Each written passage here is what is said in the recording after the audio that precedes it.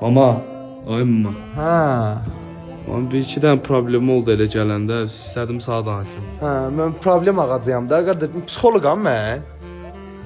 Şeydir, elə bayaqları işlə dalaşdım, mən işdən zaxdan çıxartdılar elədilər.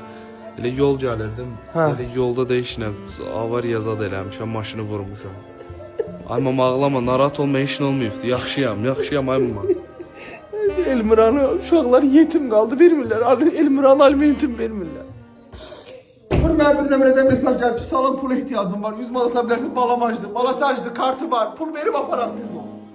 Amma o iş nömrəsi yoxdur. Ailə nömrəsi yoxdur, bu balası var ama. Bu insandır, adından ölür balası. At buna 100 manat. Ay o fake nömrədir. Ha, mamana söğüşlə danışma, tərbiyəsizlə. Söyüşlə danışmıram, o nömrəsi yoxdur ay mama. Nədən yoxdur? Görmüsən?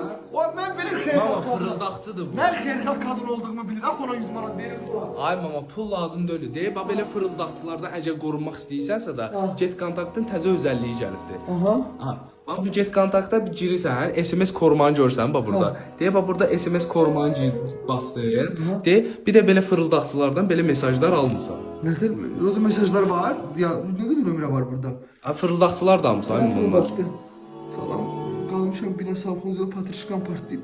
50 manat da bunu at, 50 manat istəyir. Ay bana bunlar. Mama fırıldaqçılar deyə onlar. Mən